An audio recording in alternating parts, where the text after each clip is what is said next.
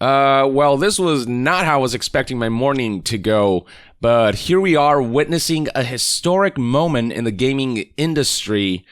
Let's not mince words or waste any more time. Activision has been acquired by Microsoft, as in Activision Blizzard and all of its franchises and studios now belong to Microsoft. They're all now under the Xbox banner. Phil Spencer really was not joking around when, back in November 2021, he said that he's evaluating their relationship with Activision following the reports and exposés on the culture of harassment, misconduct, abuse, and discrimination at the studio, where he commented that he was disturbed and deeply troubled by the horrific events and actions at Activision Blizzard, following a Wall Street Journal report that Bobby Kotick was not only complacent, but an active participant in the misconduct and abuse. Fast forward a few months, and here we are, January 18th, 2022, when the official Xbox Twitter published the following: "Today is a historic moment. We are excited to announce that the world-renowned franchises and talented people at Activision Blizzard will be joining Team Xbox." Clicking on the link will take you to the full announcement, where head of Xbox, Phil Spencer, walks us through exactly what this means for the future of Activision Blizzard and the future of Xbox.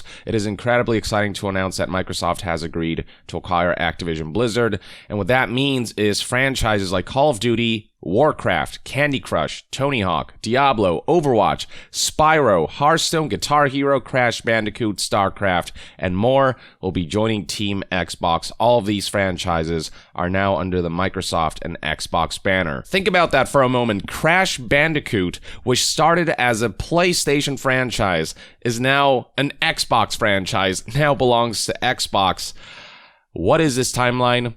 I don't even know anymore. Now, it's important to note that while the deal is far along enough that we definitely know it's happening, that doesn't mean that it's been completed. It's going to take some time before all of the signatures are in place and the ink dries, if you will. So until this transaction closes, Activision Blizzard and Microsoft Gaming will continue to operate independently. Once the deal is complete, the Activision Blizzard business will report to me as CEO, Microsoft Gaming, which leaves some questions about how Bobby Kotick will be handled. We'll get to that in a bit. Upon close, we will offer as many Activision Blizzard games as we can within Xbox Game Pass and PC Game Pass. So games across all of these franchises, Call of Duty, Warcraft, Candy Crush, Tony Hawk, Diablo, Overwatch, Spyro, Hearthstone, Guitar Hero, Crash Bandicoot, StarCraft, and more, will be coming to Game Pass, which means if you're already a subscriber, you'll have access to all of those games for free or for that subscription fee.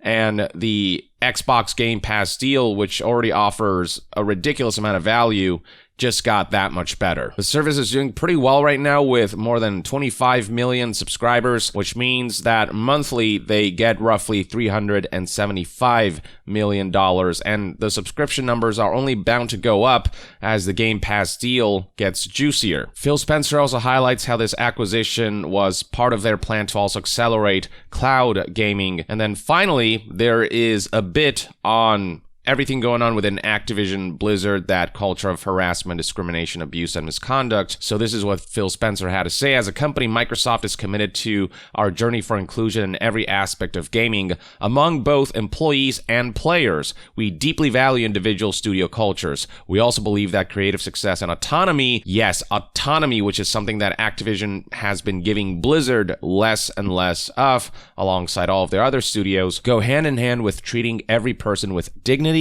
and respect. We hold all teams and all leaders to this commitment. We're looking forward to extending our culture of proactive inclusion to the great teams across Activision Blizzard. There is no confirmation in this blog post as to what Bobby Kotick's fate will be once the deal closes, but Phil Spencer's emphasis on how he'll be in charge of Activision Blizzard once the deal closes, and his emphasis on how leaders are also expected to be held accountable and to be held to standards of treating people people with dignity and respect. It all gives off the vibe that Bobby Kotick's tenure as head of Activision Blizzard and his involvement within that company will be coming to a close as soon as the deal goes through completely. Given all of the controversy surrounding Bobby Kotick, I don't think Microsoft can afford to keep him around, especially from an optics perspective. But what Microsoft can afford is to spend, just a casual $69 billion, nice, in this historic deal, almost $70 billion.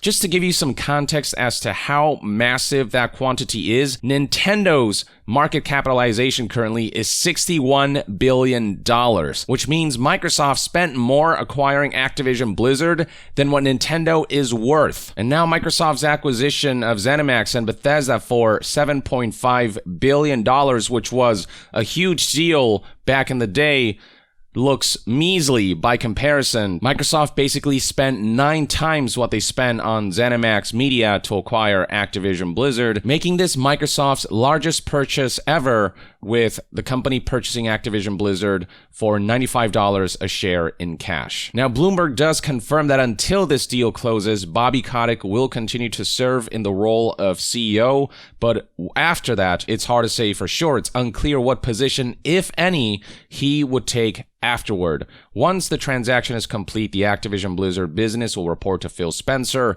who was promoted along with the deal to CEO of Microsoft Gaming. A deserved promotion given that Phil Spencer has been steering Xbox in the right direction ever since he took over Don Matrick, who utterly botched the launch of Xbox One, you may recall. As for how the market has been reacting to all of this, they have been loving the news, with stocks rallying across the board, especially Activision. This black line right here, you can see it jump up as of the announcement of this acquisition. And we're already getting some idea as to what internal communication has been like, with Jason Schreier tweeting a screenshot of an email that Bobby Kotick sent to staff today that reads as follows: "Transactions like these can take a long time to complete. Until we receive all of the necessary regulatory approvals and other customary closing conditions are satisfied, which we expect to be sometime in Microsoft's fiscal 2023 year ending June 30th, 2023. So based on Bobby Kotick's estimation, the deal will fully close in about a year and a half from now. We will continue to operate completely autonomously. I will continue as our CEO with the same passion and enthusiasm I had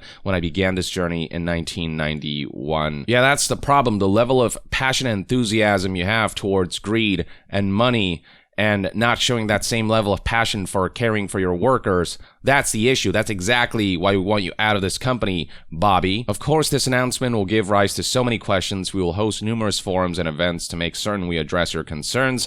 I'm incredibly proud of this company, you, and the work we have done together. Now it's on to our next chapter and the endless possibilities this transaction represents for us." Us? Who's us? You're out, Bobby. Or at least one would hope so. One would hope that Microsoft, Xbox, and Phil Spencer will make the right decision and not keep Bobby Kotick around, as that would basically be an endorsement of all of Bobby Kotick's failures, his negligence, and his complacency to Activision Blizzard's culture of harassment, misconduct, abuse, and discrimination, which Microsoft, Xbox, and Phil Spencer have come out and said does not belong within their own company. So hopefully the right decision will be made here. But I imagine Bobby Kotick will receive a golden parachute. He will be handed a wad of cash in the hundreds of millions probably before he's let go. So, no doubt this transaction represents an opportunity for you, Bobby Kotick. He'll be fine, unfortunately. But getting this parasite out of Activision Blizzard will go a long way in paving the road to a vastly more positive future. I couldn't be more appreciative of your efforts, focus, and the dedication to connecting the world through joy and fun with gratitude. Nobody wants your appreciation or gratitude, Bobby. We just want you to shut up and leave. As for what Bobby Kotick has said publicly, speaking to the New York Times, apparently when asked about what his position will be at Activision once the deal closes, he said, "Post-close, I'll be available as needed," which is not a confirmation that he'll stay on. It's him basically saying, my fate is up to what is decided by Microsoft, who will become the parent company of Activision Blizzard. And if this Wall Street Journal article is anything to go by, then it seems highly likely that Bobby Kotick's fate is sealed. According to their sources, Activision CEO Bobby Kotick is expected to leave the video game heavyweight that has been roiled by claims of workplace misconduct. And scrolling further down, you will get another statement that reads, Bobby Kotick, Activision's longtime CEO, is expected to leave after the deal closes, according to people familiar with those plans. We're still about a year and a half away from that. Bobby Kotick will remain CEO until then, but this is certainly better than nothing. But the flip side to that, again, is that Bobby Kotick will get a golden parachute, with outlets like Charlie Intel noting how, just so that everyone's aware, if Microsoft and Xbox want to get rid of Bobby Kotick when the deal is done, Kotick will get a minimum of a $250 million payout. Yeah, that sounds about right. The power of being an executive. All of the benefits with none of the accountability. It'll also be interesting how Microsoft will deal with Activision Blizzard employees who are currently protesting, striking, and fighting for a seat at the table for unionization. Will Microsoft actually support that endeavor and help pave the road to that, or will they fight against employees on this front? Hopefully, given everything that Activision Blizzard employees have gone through, Microsoft will do the right thing here and try to meet employees from Activision Blizzard halfway. As for what my general opinions are on this acquisition, I largely agree with Jason Schreier's take here, where he essentially expresses how there are definitely concerns about monopolies, with a few gaming giants slowly acquiring all of the studios out there. There's definitely a conversation to be had about those concerns, but at the same time, when it comes to Activision Blizzard specifically, this is a company that's been in such a dire need of a shakeup because of piss-poor leadership that I am much more confident about Activision Blizzard's future under Phil Spencer. I think it'll pave the road to a better culture. It'll pave the road to more autonomy for the studios, more support, and more encouragement of their creativity, rather than what Bobby Kotick aspired, which is them factory producing billion-dollar franchises at an unreasonable rate under unreasonable conditions. Here's what Jason Schreier said: while monopolies are undoubtedly bad news for the video game industry, this acquisition could have some positive effects on Blizzard, both culturally and strategically. Under Activision, every game had to be a billion-dollar franchise. Under Xbox, that will likely change.